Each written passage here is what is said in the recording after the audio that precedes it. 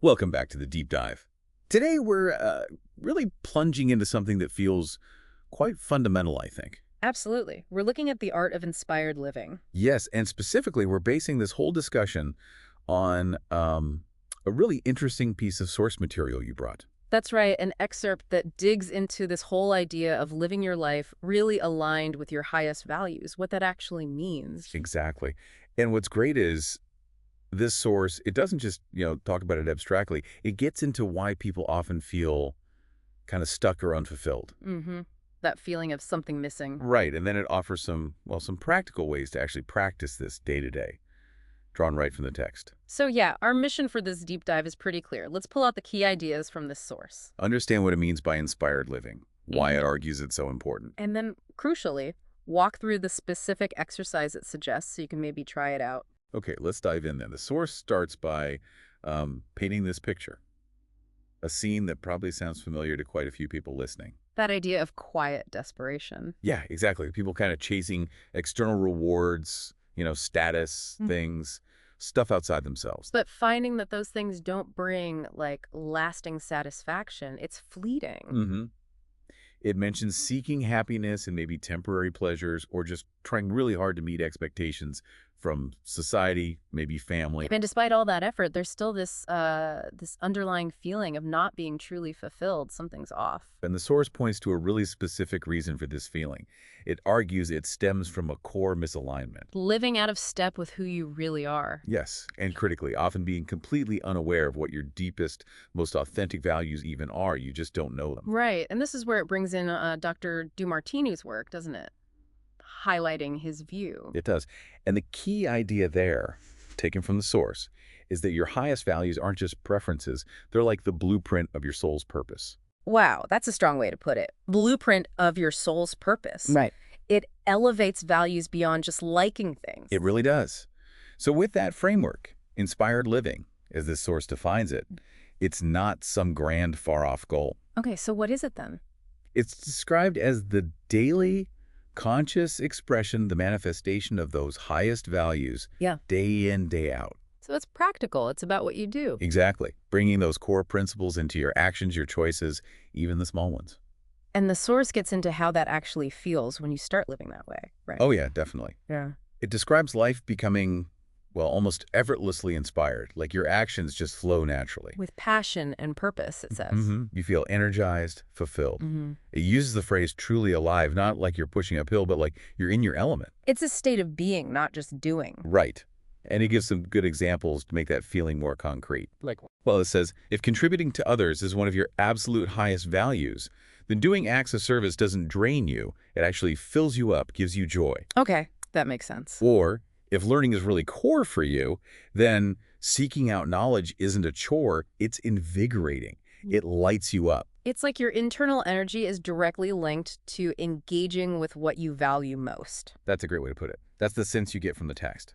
Now, the source also touches on something that sounds, well, a bit out there maybe, about the universe supporting you. Ah, yes. It talks about how when you're living in alignment, it seems like opportunities just appear, resources show up, you notice more synchronicities. Right. Sounds a bit like magic. But it's quick to clarify. It says this isn't actual magic. It explains it as the natural law of resonance. Resonance. Okay, unpack that a bit. Basically, the idea is that your inner state, clear, aligned with your values, creates a kind of vibration. And that vibration naturally attracts experiences, people, situations that are in harmony with it, like attracts like on an energetic level. So you're kind of tuning your frequency to call in things that match your authentic self. That's the concept, yeah. And it uses that really cool dragon analogy. Oh, yeah, the dragon trusting the wind. Exactly. Just like a dragon instinctively trusts the wind currents to fly, someone living an inspired life learns to trust these cosmic currents that align with their truth. Leaning into the flow instead of resisting it. I like that. Me too. But, the source is realistic. It acknowledges it's not always easy to just flip a switch. There are challenges. Right. It mentions roadblocks. Like what sort of things? Well, things like unconscious programming, old beliefs or habits holding you back. Internal stuff. Yeah. Or judgments creating resistance. Yeah. And also the difficulty you run into if you're trying to live by values that aren't actually yours, maybe ones you've picked up from society or family. Trying to live someone else's shoulds. That definitely causes friction. Totally. And this is where the text sort of connects back possibly to other tools or ideas from its wider context. It suggests that really cultivating this art of inspired living takes ongoing work, continuous self-reflection. And using specific practices. Yes, like balancing perceptions, learning to see things from multiple angles, or dissolving emotional charges, working through those stuck emotions. And, of course, getting really clear on those values in the first place. You need to know what they are. Absolutely. All that helps clear out the internal static, as the source implies. Makes sense. Clearing the way to live from that core place. And when you do start clearing that static and consciously choosing actions based on your true values, the transformation described is, well, it sounds pretty profound. How so? Because this daily practice can turn what might seem like just an ordinary life into an extraordinary adventure. Wow. That's a big claim. Yeah. How does that happen? By making conscious choices about your career, relationships, hobbies, even just your daily routines, choices driven by what genuinely lights you up. Not by obligation or what you feel you should do. Exactly. And it even reframes challenges. Instead of seeing them as setbacks, you see them as opportunities to, actively express your values. Finding creative ways to live your values even when things are tough. Okay. Now, this all sounds great, but maybe a bit abstract still. The source doesn't leave us there. It gives a very concrete exercise. Ah, the dragon trial. Yes, the Dragon Trial, the Value-Driven Day. I love that name. Me too. So what does it involve? It's designed to let you feel the difference, right? Precisely.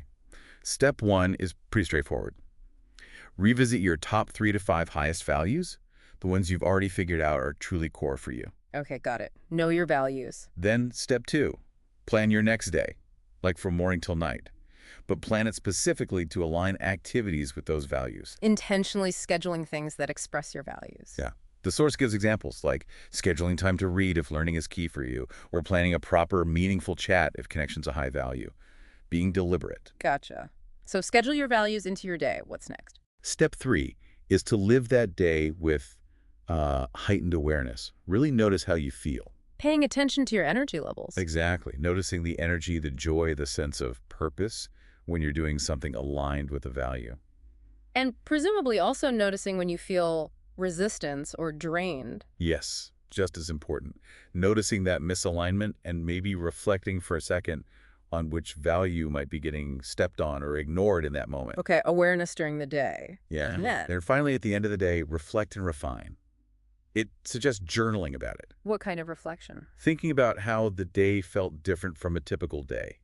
What insights came up about your usual habits versus this value-driven approach. And maybe identifying little adjustments you could make to stay more aligned going forward. Exactly. It's about learning from the experience. So the whole point of this dragon trial is just to give you a direct personal taste of what it feels like. Yeah, to consciously experience the difference that even one day lived intentionally from your values can make to your energy, your perspective, just your overall feeling. That seems like a powerful, tangible starting point. I think so too. And the source wraps up by broadening the perspective a bit. It makes this really powerful point. Which is?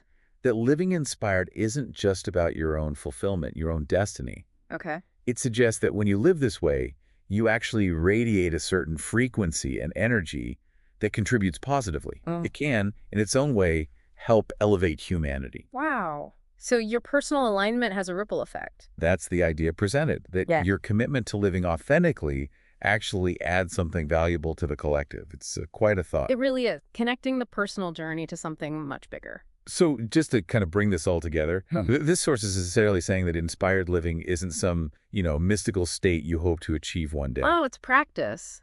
A daily thing. Right.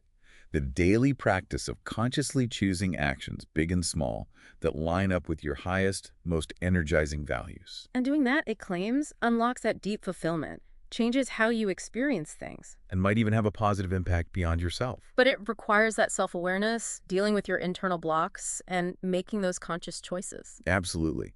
And it gives you tools, like that value-driven day exercise, to actually start doing it, not just thinking about it. Makes sense. So here's maybe a final thought to leave you with, based on everything we've discussed from this source. Okay.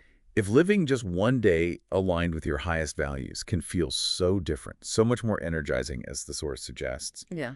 what might the continuous daily art of inspired living really look like over time? Weeks, months, years? And perhaps more practically, how do you actually sustain that kind of awareness, that intentionality, Yeah. amidst all the pressures and distractions of everyday life? That's the real challenge, isn't it? It really is. Definitely something to mull over.